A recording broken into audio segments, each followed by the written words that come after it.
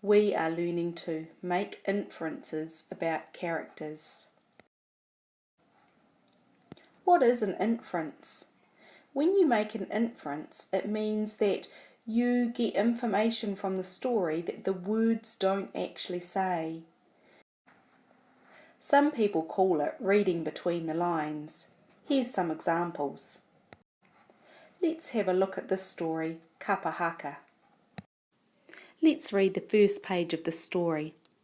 The bell rang, and I walked over to the school hall with my friends. This was my first time going to Kapa Haka. Whaia Mere was waiting for us, and I could feel butterflies in my tummy. I saw my sister, Kahu, getting the guitar out of the cupboard. Let's see what inferences we can make from this page of the story. Here it says, I could feel butterflies in my tummy. I can make the inference that Marama is feeling nervous because that's what feeling butterflies in your tummy means. This line here says, I saw my sister Kahu getting the guitar out of the cupboard. We can make the inference that they're going to be singing because usually when you play the guitar you do some singing as well. Now let's read this page. Morena tamariki mā, said Whaia Mere. We'll start with a karakia. Some of the other children knew the prayer, but I just listened. In a few weeks we're going to have the school prize giving. We'll be singing in front of the children and the parents, Whaia Mere told us. I'd been to a prize giving, but I'd never performed at one. Let's see what inferences we could make from this page. Here it says, some of the other children knew the prayer. We could infer that those children had been to Kapa Haka before. And it says, but I just listened. So from that we could infer that Marama has not been to Kapa Haka before and that she doesn't know the prayer. And this line here says, I'd been to a prize giving but I'd never performed at one. We can infer from that maybe Marama is feeling really nervous and scared because it's something that she hasn't done before. Now let's read this page. Every week we practiced. Kahu helped me practice the waiata at home too. She showed me a photo of her first performance. She was wearing a beautiful ponamu. This was our nan, said Kahu. Now let's see what inferences we can make from this. This first line here, every week we practiced, we can make the inference that it took a lot of work to get the song right. They couldn't just sing it once and then perform it. They had to keep doing it again and again. This line, Kahu helped me practice the waiata at home too. That tells me that Kahu is a kind sister and she likes to help others. And this line here, she showed me a photo of her first performance.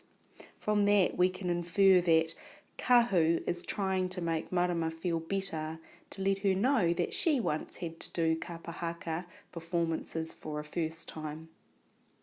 All of these things are inferences. It doesn't say these words in the story, but we can infer from what is written these things. Now let's have a look at this story, Tilly's Tantrum. Let's read this page of the story. Tilly was a good kid most of the time, but sometimes she had a terrible tantrum. She lay on the floor and kicked her legs. She waved her arms about and screamed. Her mother said animals could hear her in Africa. What can we infer from reading this page?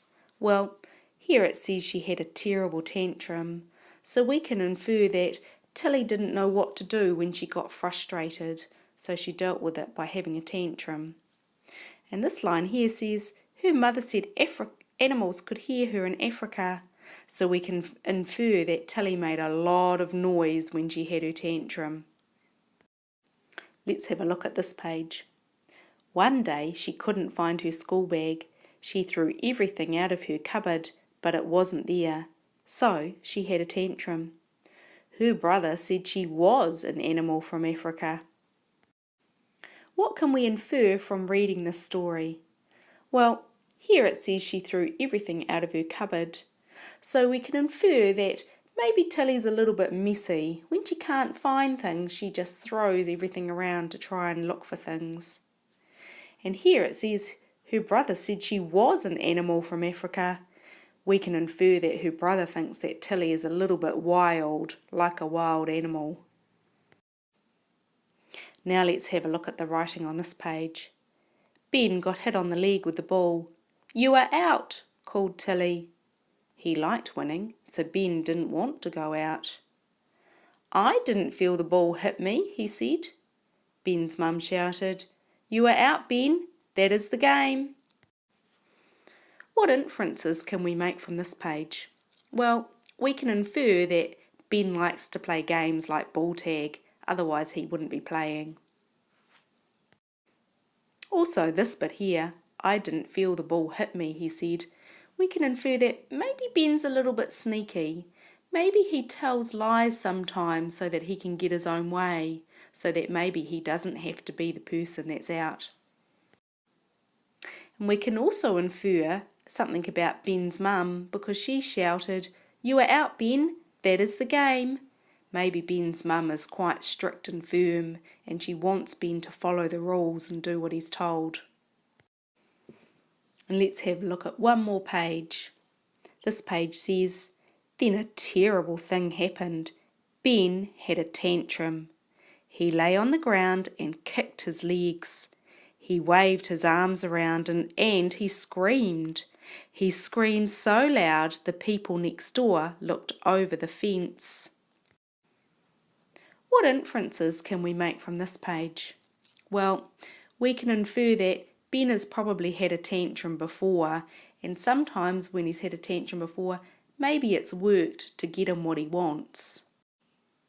Look at the speech bubbles from the people next door. This neighbour is saying, "Do we have to get a doctor?" From that, we can infer that Ben was making a terrible bad noise so that people thought he was actually really hurt. And another thing we can infer is that Ben doesn't like to lose. He doesn't want to be the person that's in for ball tag, so he's having a big tantrum.